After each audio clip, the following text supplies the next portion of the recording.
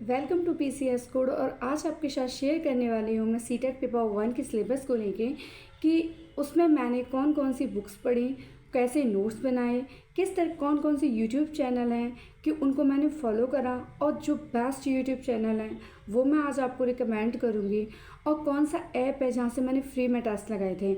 और even free में ही नहीं, सारे PYQs हैं, वो किसी कोचिंग के नोट्स नहीं, मतलब वो PYQs नहीं है, वो जो ऑथेंटिक PYQ होते हैं, टेस्ट वगैरह भी नहीं है, वो हैं। तो उस ऐप पे आपको 200 प्लस आपको टेस्ट मिल जाएंगे।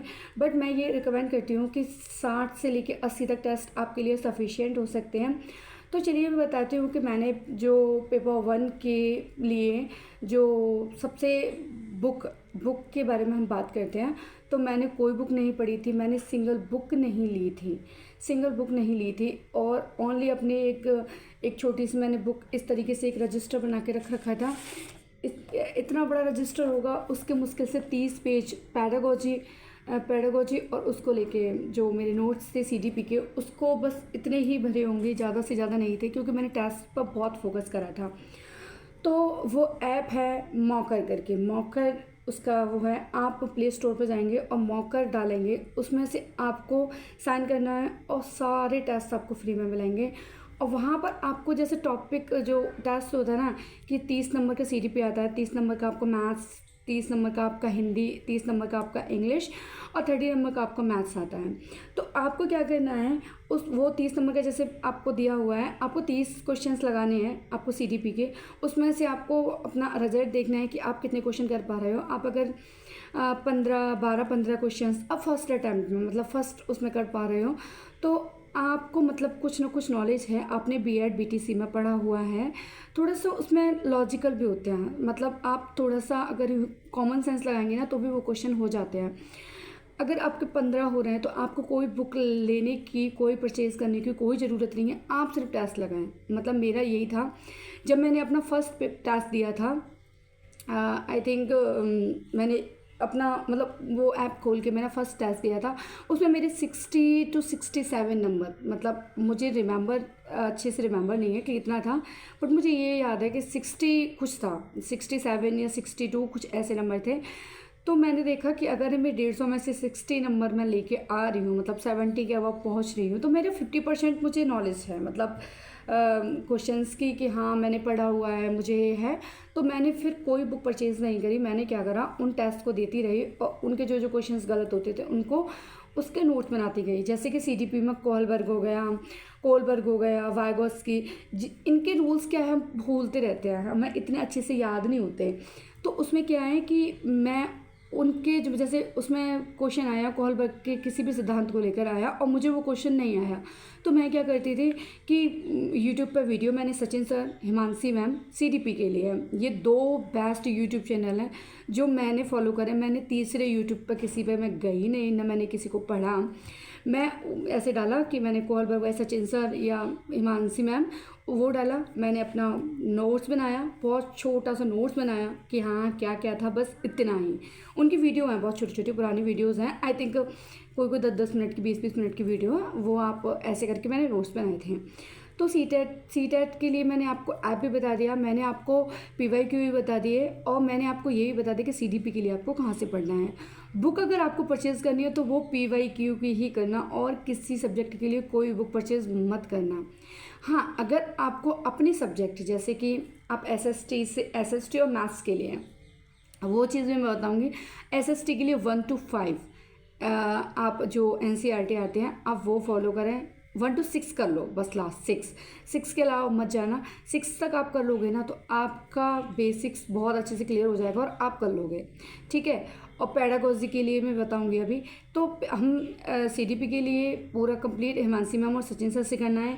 दूसरा आता है हिंदी आप कहाँ से पढ़ें, तो मैंने हिंदी यूट्यूब से ही पढ़ी थी, नोट्स बनाने की मुझे नीड नहीं हुई थी, मैं सिर्फ क्लासेस ले लेती थी, क्योंकि हम इतना पढ़ चुके होते हैं कि हमें इतना नॉलेज होती है, छोटे छोटे कंसेप्ट होते हैं, ज़्यादा कुछ नहीं होता।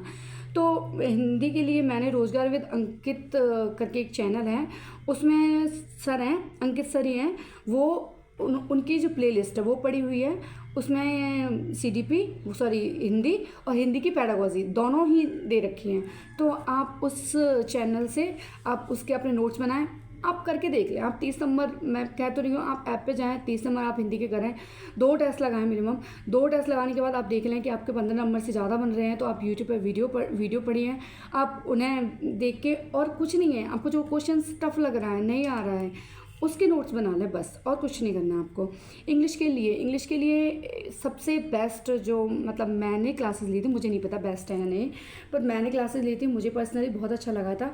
तो वो निधि अरोरा मैम करके हैं, आप डालना Nidhi Arora ma'am, English CTET paper 1 paper 2 दोनों के लिए वो पढ़ाती हैं, वो पेडागोजी भी साथ में पढ़ाती हैं। तो आप उनसे क्लियर कर सकते हो ये इंग्लिश के बाद आता है आपके मैथ्स आप कहाँ से पढ़ें?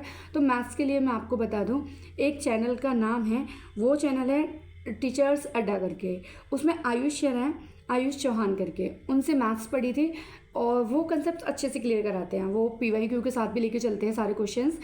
तो अगर आपके नंबर अच्छे खासे बन रहे हैं, 10-12 नंबर भी अगर आपके मैथ्स में आ रहे हैं, तो बहुत है, आप सिर्फ उस पर जाइए, आप अपने फॉर्मूलाज के, आप अपने इक्वेशंस के छोटे छोटे नोट्स बनाइए बस, और फिर आप टेस्ट देते रहिए। टेस्ट आपको डेली एक टेस्ट देना है, एक टेस्ट डेली देना है, चाहे आपके नंबर आ रहे हों चाहे नहीं आ रहे हों, बस वही चीज़, टेस्ट आपको देना है। मैथ्स के लिए बता दिया। अब आते हैं EVS के लिए। EVS के लिए मैं बता दिया आपको कि 1 to 5 आपको NCERT फॉलो करनी है, और उसके अलावा आपको पेडागोजी, आपको मैथ्स की, इंग्लिश की, सबकी पेडागोजी करनी है।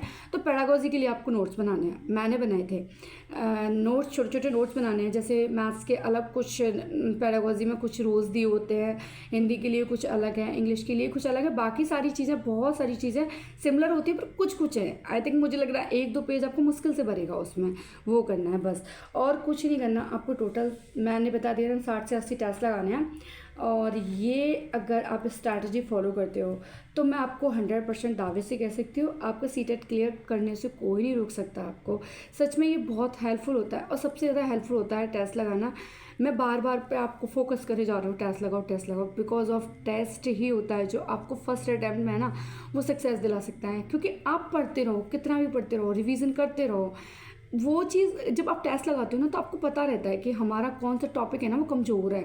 जैसे मुझे पता चलता था कि बार बार पे अगर किसी भी स्टेटमेंट, किसी भी टॉपिक से मेरा क्वेश्चन गलत हो रहा था, मुझे पता चल जाता था कि ये टॉपिक है ना, वो मेरा अभी कमज़ोर है, मैंने अच्छे से नहीं पढ़ा, तो मुझे पढ़ना चाहिए।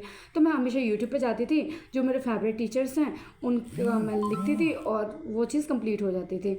तो यही मेरी स्ट्रैटेजी रही है। अगर आपको ये स्ट्रैटेजी पसंद आई हो तो मेरे वीडियो को लाइक करें, चैनल को सब्सक्राइब करें, और अपने फ्रेंड्स के साथ शेयर करें, वो बहुत सारे बच्चों के लिए हेल्पफुल होगी ये वीडियो। तो बस आज के लिए इतना ही, और कोई भी डाउट हो उसके लिए कमेंट करें। तो धन्यवाद।